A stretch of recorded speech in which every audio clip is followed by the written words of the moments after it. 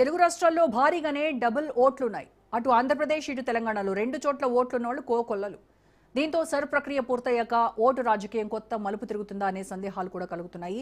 Elections కు time ఉన్నా పార్టీలన్నీ అప్పుడే క్షేత్రస్థాయిలో హీట్ పెంచుతున్నాయి. రైట్, దీనికి సంబంధించి ఇవాళ డిబేట్లో మనం మాట్లాడదాము. డిబేట్లో పార్టిసిపేట్ చేస్తున్నారు సీనియర్ బీజేపీ నాయకులు గంగాపురం వెంకటరెడ్డి గారు అండ్ కాంగ్రెస్ నాయకులు వెంకట్ నాయక్ గారు అండ్ బీఆర్ఎస్ నాయకులు లక్ష్మీ నరసింహారెడ్డి గారు జాయిన్ అయ్యారు. నమస్కారం అండి వెంకట్ గారు, వెంకటరెడ్డి గారు, లక్ష్మీ నరసింహారెడ్డి గారు.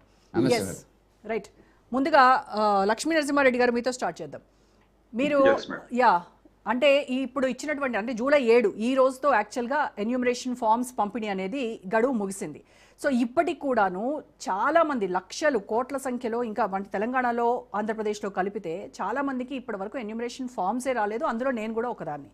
సో అసలు ఏం జరుగుతోంది అంటే గడువు ముగిసింది, మళ్ళీ జూలై 24కి సబ్మిషన్ అంటున్నారు. చాలా పెద్ద కన్ఫ్యూజన్ ఉంది, ఓట్లు పోతాయో అనేటువంటి భయం ఉంది. ఏం జరుగుతుందంటారు ఈ సర్ ప్రక్రియలో? మీకున్నటువంటి అంచనా ఏంటి? ముందుగా ప్యానెల్లో పాల్గొన్నటువంటి పెద్దలు వెంకటరెడ్డి గారికి, మిత్రుడు వెంకట్ గారికి, మీకు అదేవిధంగా రాజ్ న్యూస్ వీక్షకులకు నమస్కారం తెలియజేస్తా ఉన్నాను. ఏదైతే ఓటు అనేది రాజ్యాంగం కల్పించినటువంటి ఒక హక్కు. అయితే ఈరోజు బీజేపీ ప్రభుత్వము ఏం చేస్తుంది అని అంటే టార్గెటెడ్ ఏరియాస్ సెలెక్ట్ చేసుకొని ఈ ఓట్లను ఈ కన్ఫ్యూజన్ తో తొలగించి, అంటే వాళ్ళకు అనుకూలంగా ఉన్నటువంటి ఓట్లను ఉంచుకొని మిగతా ఓట్లను తొలగించాలనేటువంటి ఏదైతే ప్రక్రియకు శ్రీకారం చుట్టిందో ఇది నిజంగా కూడా చాలా దురదృష్టకరం. ఈరోజు ప్రజల మెప్పు పొంది ఓట్లు అడగాలే కానీ ఓటర్ జాబితా నుండి ఓట్లు తొలగించి గెలవాలనుకోవడము వాళ్ళ యొక్క బీజేపీ ప్రభుత్వం యొక్క అప్రజాస్వామిక విధానాలకు ఇది నిదర్శనం. నేను ఎందుకు చెప్తున్నానంటే ఈరోజు మేము గ్రామంలో తిరుగుతున్నప్పుడు ఇప్పటికి కూడా చాలా మందికి కూడా ఇంకా ఎన్యూమరేషన్ ఫారాలు అందని పరిస్థితి. ఒకవేళ ఎన్యూమరేషన్ ఫారాలు అందినా కానీ చాలా మందికి ఆ ఎన్యూమరేషన్ ఫామ్ లో ఏ విధంగా ఫిల్అప్ చేయాలి, ఏ విధంగా ఏం సమాచారం ఇవ్వాలనేది కూడా అవగాహన లేనటువంటి పరిస్థితి ఈరోజు మేము ప్రత్యక్షంగా చూస్తున్నాం. అంటే ఈ రోజు కూడా నేను మా గ్రామంలో నేను తిరిగి చూసిన ఎవరికి కూడా ఎన్యూమరేషన్ ఫామ్స్ ఇస్తున్నారు, అంటే అందుబాటులో ఉన్న వాళ్ళకి ఇస్తున్నారు. కానీ ఆ ఎన్యూమరేషన్ ఫామ్ తీసుకున్నటువంటి ఓటర్ ఎవరైతే ఉన్నారో వాళ్ళు ఆ ఫామ్ లో ఏ విధంగా ఫిల్అప్ చేయాలనేది పూర్తిగా ఏ విధమైనటువంటి అవగాహన లేనటువంటి పరిస్థితి ఈరోజు స్పష్టంగా మేము చూసినాము. ఒక్క ఓటర్కే కాదండి, ఈరోజు బిఎల్ఓలు ఎవరైతే తిరుగుతున్నారో గ్రామాలలో బిఎల్ఓలకు కూడా అవగాహన లేనటువంటి పరిస్థితి ఈరోజు స్పష్టంగా కనిపించింది. కానీ ఈరోజు అధికారులు బిఎల్ఓలు ఇస్తున్నటువంటి సమాచారం మేరకు, మరి ఈఆర్ఓలు తీసుకుంటున్నటువంటి సమాచారం మేరకు, ఎంఆర్ఓలు తీసుకుంటున్నటువంటి సమాచారం మేరకు కానీ అంకెల గారడి మాత్రం నడుస్తున్నది. ఇలా 90% మేము ఓటర్ ఎన్యూమరేషన్ ఫామ్లు గ్రామాలలో పంపిణీ చేసినామని చెప్పి వాళ్ళ యొక్క స్టేట్మెంట్ అనేది ప్రభుత్వానికి అందిస్తున్నట్టు ఈరోజు మేము ప్రత్యక్షంగా చూడడం జరిగింది.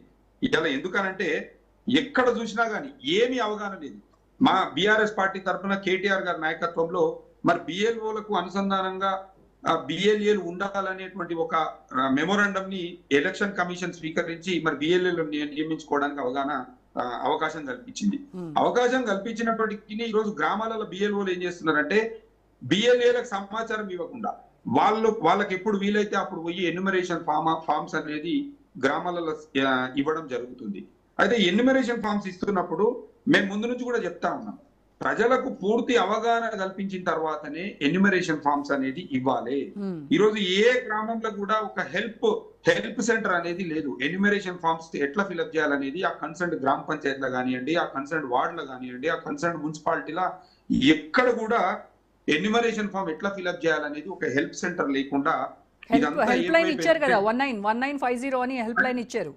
ఏమంటున్నానంటే ఈరోజు మేము చదువుకున్న వాళ్ళకు అది కొంత అవగాహన ఉంటుంది మేడం. ఈ రోజు గ్రామాలలో వ్యవసాయం మీద ఆధారపడి ఉంటారు, కూలీ పనుల మీద ఆధారపడి ఉంటారు. పొద్దున 5 గంటలకు 6 గంటలకు లేచి వాళ్ళ వ్యవసాయ పనులలో పోయి సాయంత్రం 5-6 తర్వాత వచ్చేటోళ్ళు ఉంటారు. వీళ్ళు ఏం చేస్తున్నారు, అధికారులు బిఎల్ఓలు ఉదయం 10 గంటల నుంచి సాయంత్రం 4 గంటల దాకా 5 గంటల దాకా తిరుగుతున్నారు. వాళ్లకు అంటే తెలిసిన ఎన్యూమరేషన్ ఫామ్స్ ఇస్తున్నారు, తెలివి అనుకుంటే లేరు అని చెప్పి స్ట్రేట్ అవే డోర్ లాకు, లేకుంటే నాట్ అవైలబుల్, మైగ్రేషన్ అంటే పక్క ఏదో ఎక్కడికో వెళ్ళిపోయినారు, మైగ్రేషన్ అయ్యారు అని చెప్పి వాళ్ళు సబ్మిట్ చేస్తున్నట్టు మా దృష్టికి వచ్చింది. ఇలా నేను ఒకటే అడుగుతున్నా మేడం, బిఎల్ఓలు 3 సార్లు ఇంటికి వస్తారు, ప్రతి ఇంటికి కూడా 3 సార్లు ఇంటికి వస్తారని చెప్పి అధికారులు చెప్తా ఉన్నారు. అయితే వీళ్ళు ఇంటికి వస్తున్నప్పుడు ఈ అధికారికంగా వీళ్ళు పలానా ఇంటికి వచ్చిర్రు అని చెప్పి వీళ్ళ తానా ఏమైనా అధికారికంగా రికార్డు చేసేటువంటి అంశం ఏదైనా ఉందా? రెండోది, ఇలా బిఎల్ఓలు ఎన్యూమరేషన్ ఫామ్స్ 2 ఎన్యూమరేషన్ ఫామ్స్ ఇస్తున్నారు. ఒకటి ఫిల్అప్ చేసి వాళ్ళకి ఇవ్వాలి, ఒక ఫామ్ అనేది మన దగ్గర పెట్టుకోవాలి. అయితే వాళ్ళు ఎవరికి కూడా అటెస్టేషన్ అనేది ఇవ్వట్లేదు. అంటే మీరు ఎన్యూమరేషన్ ఫామ్ సబ్మిట్ చేశారు, మీ దగ్గర నుంచి మేము తీసుకున్నాము అని చెప్పి కూడా అక్నాలెడ్జ్మెంట్ అనేది కూడా ఎవరు కూడా ఇవ్వడం లేదు. ఈ రోజు ఇటు ఓటర్లకు అవగాహన లేదు దీనిపైన, అదే విధంగా బిఎల్ఓలకు కూడా అవగాహన లేదు. అందుకనే ఈరోజు రాష్ట్ర ఎన్నికల సంఘాన్ని కూడా బీఆర్ఎస్ పార్టీ ఆధ్వర్యంలో మరి ఇంకా కొంత సమయం పెంచాలి. ఎందుకంటే ఎన్యూమరేషన్ ఫామ్స్ లక్షల సంఖ్యలో ఇంకా లేదు.